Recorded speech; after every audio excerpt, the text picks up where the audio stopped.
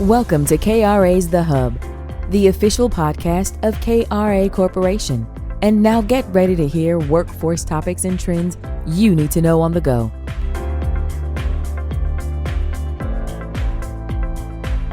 Hello and welcome back. This is Doug Foresta and very excited to be here. Of course, Jonathan, overall Director of Workforce Operations Program Performance at KRA, is here. But our guest today is Joseph Seymour, Managing Director, Operational Excellence at KRA. Gentlemen, it's always a pleasure to be with both of you. As always, good to see you as well. I always see you too, Doug. That's right. Good afternoon, Joseph. We obviously work together very closely at KRA. Joseph, can you first provide our audience today with a bit of information about yourself and your role with KRA? Well, yeah, it's a very interesting story, and I love telling my KRA origin story. You know how the Avengers have their origin story. I love to tell my KRA origin story. I began with KRA nearly 14 years ago, actually in 2009, when KRA became the sole service provider in North Central Connecticut, working for Capital Workforce Partners. And I was hired as a job developer at that time. From there, I was promoted to a job called the reemployment coach, and we worked with primarily high-level job seekers. This is around 2009, and if you were involved in the workforce, you remember what that time was like. There was a lot of economic upheaval at that time, and we noticed that there were more folks with high-end jobs and multiple post-secondary degrees who were coming to the one-stop to receive services. So we created a program called the FIRST program, which worked with that clientele, and I was a reemployment coach for that program. From there, I became a coordinator of special projects. Then I became a trainer, subject matter expert, and then I was promoted to the corporate position of corporate training and development coordinator, and that was back in 2014. And in that role, I had the great, distinct pleasure of being in charge of training the team across the company at KRA. And I got an opportunity to travel to all of our program sites to provide in-person training, to provide webinars, to build online courses through that position. And I really loved that work because I really love developing people. That's probably at my core. One of my core values is really developing individuals and help them get to their next place of success. So that job really allowed me to do that. And then almost 2 years ago, I took the big jump and I was promoted to my current role as a managing director of operational excellence. And in my role, I oversee all of our projects in KRA across the company and across the country. I am ultimately responsible for our programmatic and fiscal performance. And if you ask me, what do I do in that role? I like to think of myself as a coach, to coach all of our programmatic leaders, to build them up individually so that they can in turn build up their projects. I also interface with our clients. These are the funders that we work with and we partner with, as well as to serve as an ambassador for KRA Corporation in the workforce development industry at large. And I have the great distinct pleasure of leading one of the best leaders that I know, other than our host, Mr. Jonathan, overall. Mm-hmm. That's one of the highlights of my role. Hey, well, I enjoy being part of the Avengers team, as you mentioned earlier. And I think I appreciate you for sharing that, your origin story. And I've come on board to be a part of this team and enjoy day-to-day working alongside of you and the leaders within our organization at KRA. And I appreciate you for sharing your story, your origin, your journey to this point. I believe folks in our audience can really connect to that and some of the things that you went through and your experience and how you've leveraged that into the work that you're doing today. So thank you for that. Yeah, it's been great. I think it really indicates for me some of the values that KRA has, which is to really invest and promote from within. I mean, to really think about it, I was a job developer and now I'm an executive leader in this organization. And that only came because of the way senior leadership in KRA has always looked within for individuals to mentor and to develop. So that's why I like telling that story, because I have worked my way up through, but it's only because of the opportunities that were granted to me by this great organization.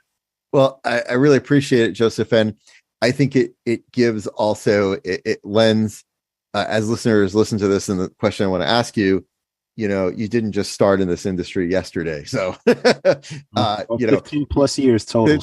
Yep. 15 plus years total. So your perspective, I think, really matters. And, what I want to ask you, today we're going to talk about a couple things, but one of the things we're talking about is, workforce trends. And so, yes, you have rich experience in workforce development. What do you see as some of the major developments that are going on currently that you think that workforce leaders and professionals need to pay attention to? I know that's a big question, but I'll let you. Yeah. Yeah. Well, I think first and foremost, probably the biggest thing that folks are talking about now in workforce, and if you go to any conference, you're going to hear this term about investments in infrastructure. There is literally billions of dollars that are on the table to be invested into infrastructure in this country. And why I think that's a pertinent conversation for workforce is because it very much impacts what we do and how we do. And in fact, those investments really cannot be realized without workforce. However, those investments may not come directly to workforce. So it's going to go to Department of Commerce, Transportation, these other varying agencies.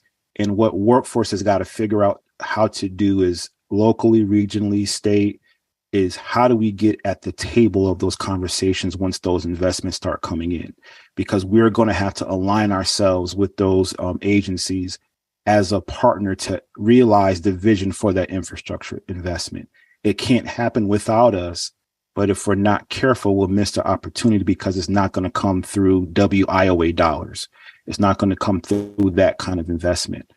So we've been hearing from various representatives from the federal government at varying conferences, webinars saying, get a seat at the table, and if not, build the table, invite the partners so that we can begin to position ourselves for this great investment that is coming down the pike. So that's probably the first thing that's coming soon, right? I think out from that we have to, as a workforce industry, really examine AI, VR and AR, artificial intelligence, virtual reality, and augmented reality. These things, we've seen it come up so fast. And before you know it, it's going to really, I don't want to say it's going to creep in, but it's actually going to steamroll its way into industry. Workforce has got to figure out, number one, what do these technological advancements mean for us as an industry? How will they impact the world of work? How will it impact industry, education? And then how do we take advantage of these technological advances and how we provide services? I don't know if either of you are familiar or have worked with that new Chat GPT. It's not really new at this point anymore, but I went on there and it is unbelievable what artificial intelligence can do right now, not next year, not 5 years from now, but right now. And if workforce doesn't tap into that, ask some questions about what does that mean for us, we're going to miss it. And we have to jump in on this as early as possible. A couple other things that I wanted to talk about is we've got to think about in workforce is permanent hybrid service deliveries. We are not going back to the traditional 9 to 5 in American job centers, providing services and hundreds of people coming through our doors every day. We're not going to get back to that. So that means that we've got to think beyond Zoom, beyond Microsoft Teams, and we've got to become creative and innovative in how we can utilize technology to create robust online virtual interactions with employers and job seekers and youth across the country. And it's going to take a partnership because we're not going to be able to do it on our own, but we're going to have to partner with those tech companies to create platforms that are uniquely prepared and designed specifically for the work that we're doing. I think that's going to be critical. And last but not least is investing in providing entrepreneurship training. I know, Doug, I think you and I talked about this a few weeks ago. We did.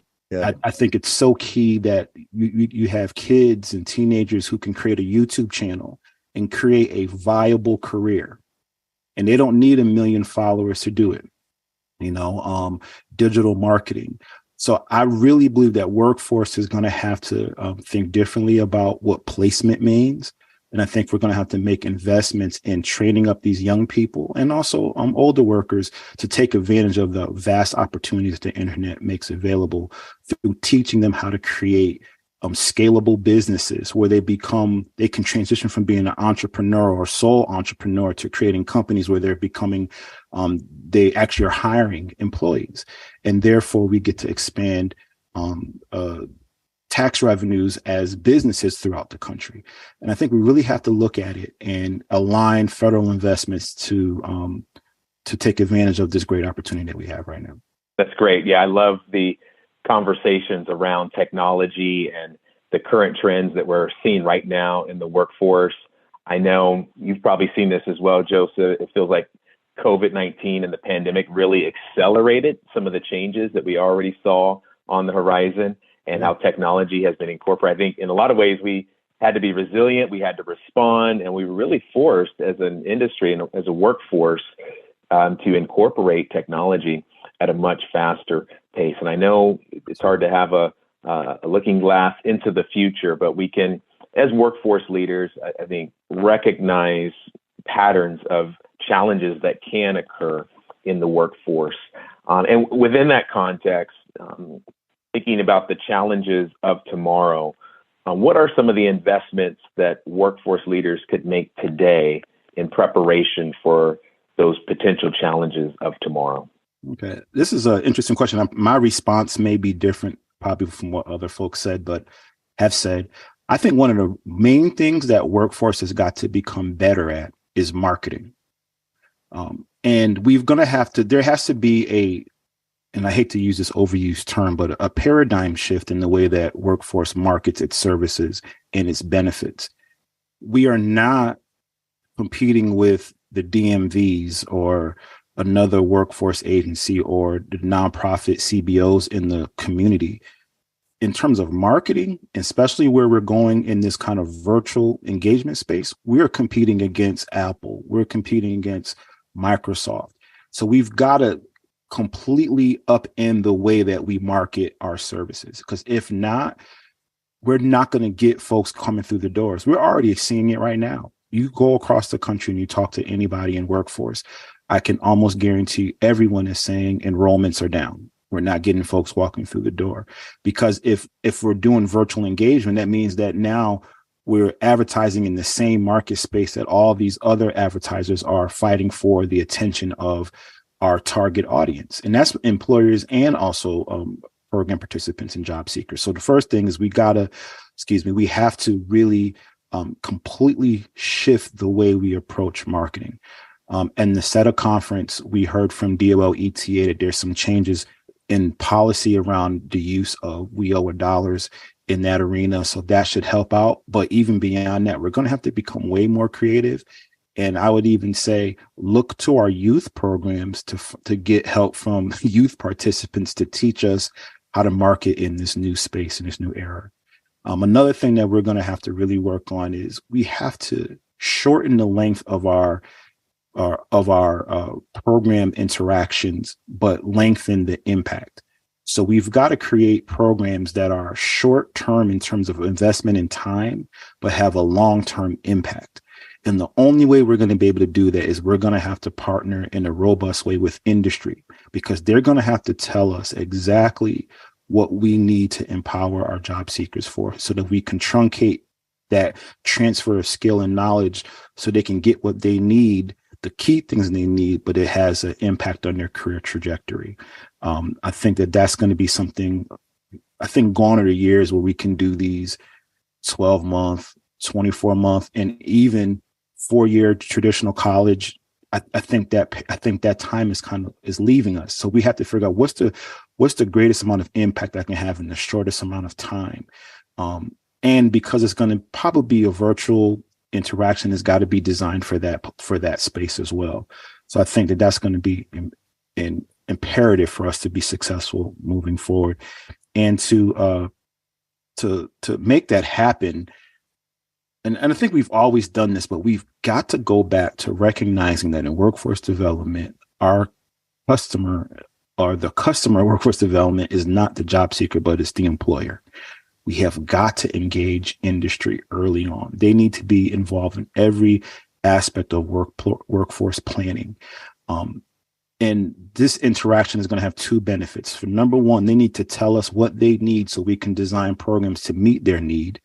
But then the other part of this, and I think this is also critical, is we're going to have to teach them how to hire differently.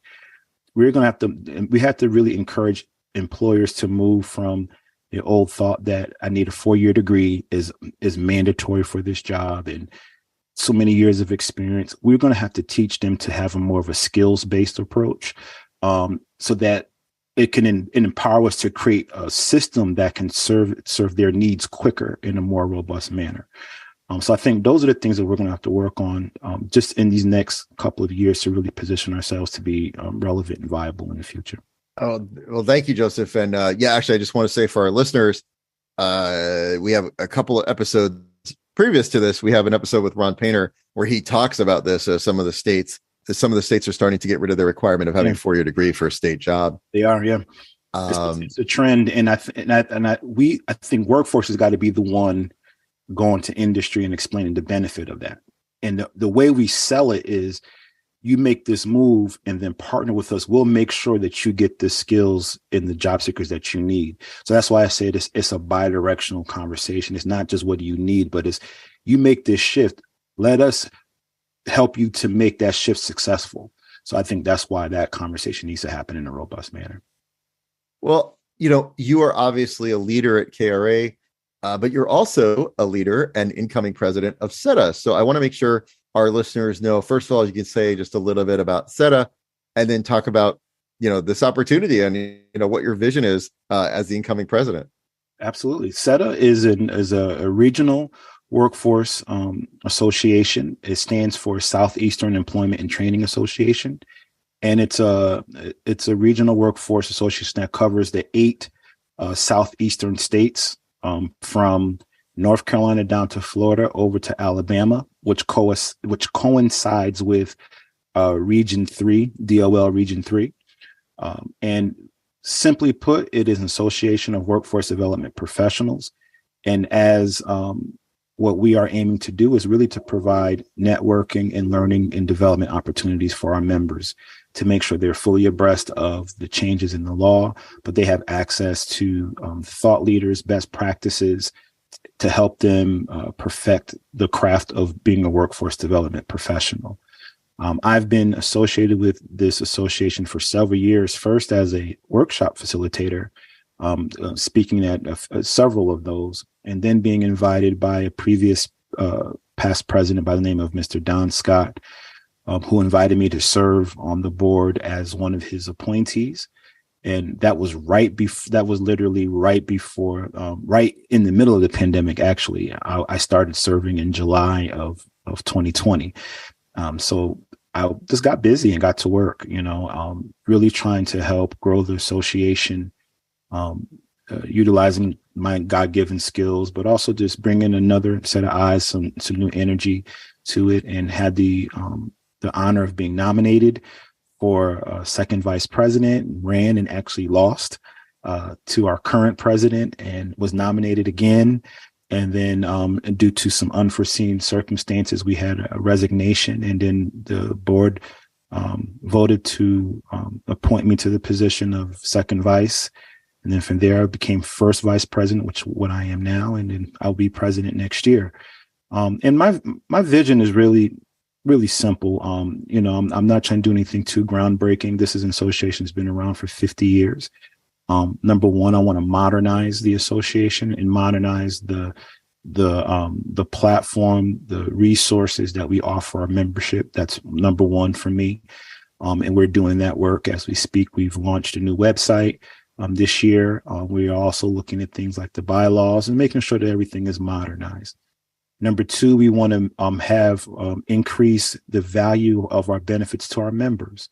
So we're doing that by increasing webinars, offering more resources on our website, and also creating just high quality conferences. And it's our goal to have conferences that are on par with any other workforce conference in the country. And then last but not least, seeing that I am actually from the Northeast, I'm not from the Southeast, we are interested in expanding the impact of our association, not just in those 8 Southeast states, but throughout the whole country. We really want to be a premier workforce association, a premier workforce conference that people from all over the country want to attend. So those are the things that I'm working on. And I'll be president for next year. And then the year after that, I'll be the immediate past president. And we look forward to seeing some of those initiatives cross the finish line.